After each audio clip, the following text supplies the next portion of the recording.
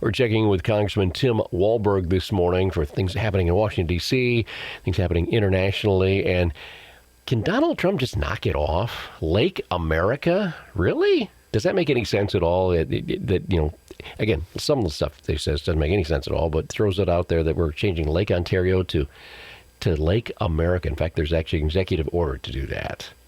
Well, it worked for the Gulf of America. Now Google has it in the mapping system as Gulf of America. So I guess Carney, if he wants to out Trump, Trump may make him pay. And Carney, I don't think, has the ability to out Trump, and especially in the fact of having a great deal put before him, and to the point that both Pete Hoekstra, who's ambassador to Canada, former Michigan congressman, great guy, and President Trump himself communicated with the Speaker of the House when I was with the Speaker a Monday a week ago, or Tuesday a week ago, and the Speaker came back into the group that he would be speaking to and said, I just got an update from the President on the negotiations with Canada. It looks like it's a done deal. It's going to be a good deal for both countries, and hope it'll be consummated in the next 3 days. And then Carney walks in the room about 3 days later and throws a grenade into the mix. So Canada cannot compete or live life without America as its partner, and that's how it always will be. And so hopefully Carney will wake up. So we'll get back to the Ontario thing here in a second. But so over the years and going into this, it's, I think, tough for a lot of people to understand trade issues and what that means and tariffs and all of that. Can you simplify that a little bit? What are we trying to accomplish, and what do we hope that maybe Canada would try to accomplish in a quote-unquote trade deal? Well, two things with Canada. One, they violated for 4 years, most of 4 years, while Biden was in office, and he let him get away with it, violating the USMCA. That Trump worked out with Canada and Mexico and the United States in his first term. That did good things for all countries. Nobody got everything they wanted or overrode the other countries, but it put in a trade relationship where all countries could make some bucks and provide some services and receive some services in a defined fashion. Canada broke that, and I think that bothered Trump as well as it ought to. Secondly, for too many years, our presidents, Republican and Democrat, let countries like China, Mexico, Canada, and then we could go around the world, get away with tariffs, some of which that were put in place since the Second World War and Korean War to try to give countries an opportunity to build their economies again.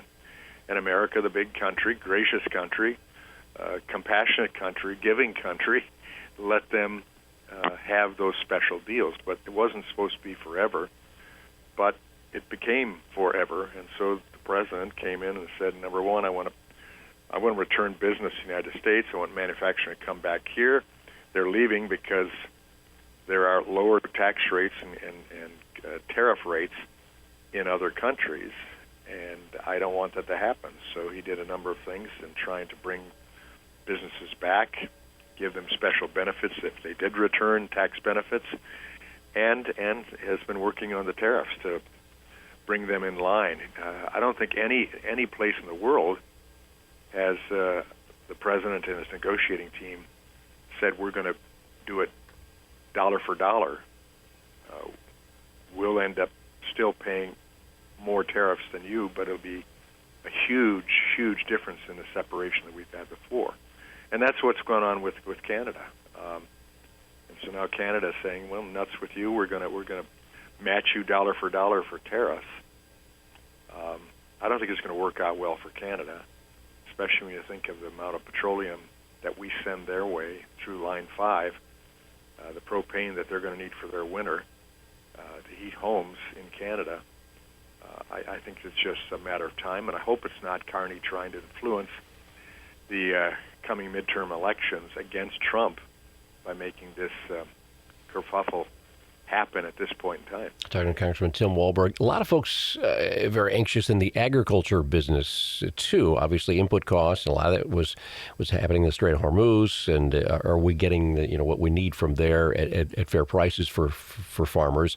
But also now, obviously, now with Canada, that could be a big partner and a big person that we supply stuff to from the farming community. What do you say to those in the ag business? Well, Canada cheated on dairy.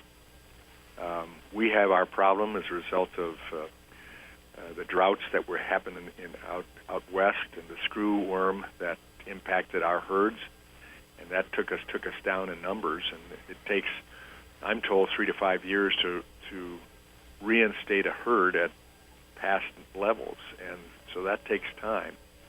But in this district, and I think farmers understand it as well, the Farm Bureau, while making a move to bring in foreign beef,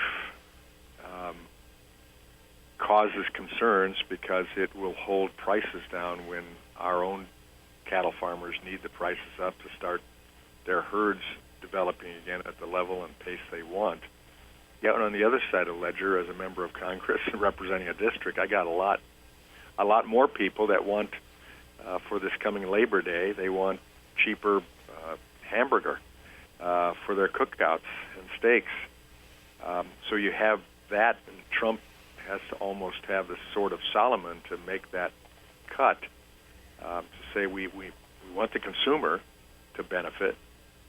We don't want to hurt any more the cattle growers in our country, but we also know that there is going to be a trade-off, and I think that's why he did it now, and he put a 90-day purchase of beef from out of the country in place. It's not continuing, but it is to try to give some relief, just like the efforts in the Straits of Hormuz to get things moving, and they are moving better now, petroleum and ships that are coming through that strait. But you've got that trade-off. Do you want a nuclear-armed Iran? Of course not.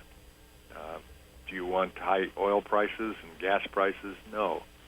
But sometimes it comes with the challenge of doing the right thing that for the time being, at least in the short term, can cause significant disruption. Mm-hmm. But in the long term, it can be nothing but good for our country. So I'm hoping that my constituents and others like them will accept the fact that trying to change the world around for the good for our future generations and doing things we should have done many, many years ago can cause problems, but in the end, it can be a great benefit. Well, but again, so in very serious negotiations, very serious issues, all that stuff, and then you throw in, we're going to change Lake Ontario to Lake America. That, to me, that just waters down any of his arguments. That it just like, what do you knock it off? Basically, it's it seems silliness mixed in with seriousness. So how do you take the serious argument serious if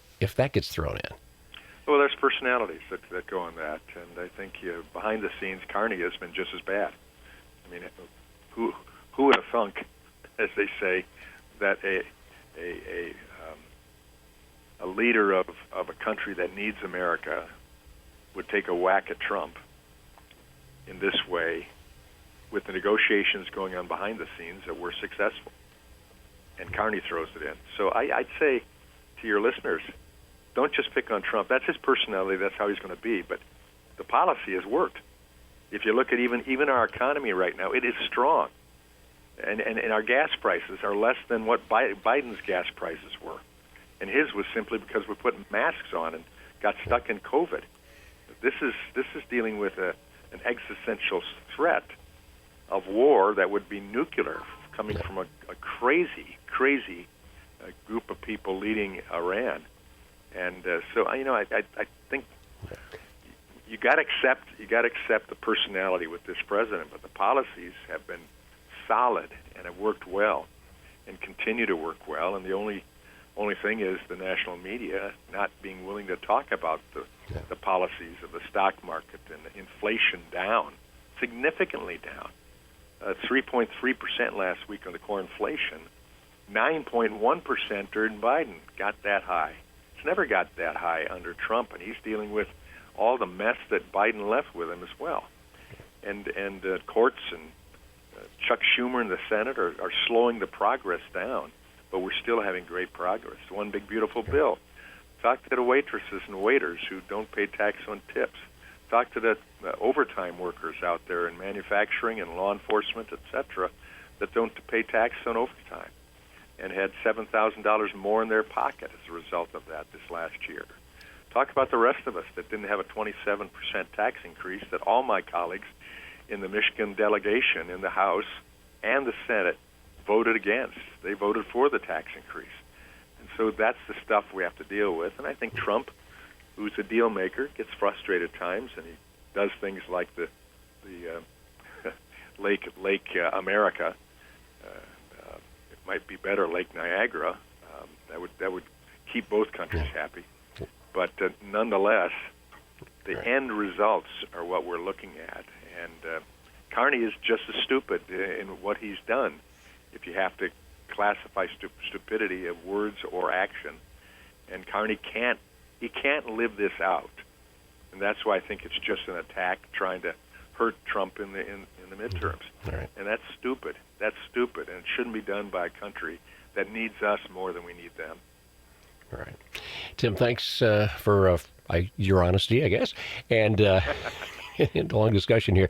Have a wonderful weekend, and we'll talk soon. All right. I'm going to have it. I hope you do too. Right. And this is pure Michigan. This is why everybody else dreams of Michigan in August, September, October. All right.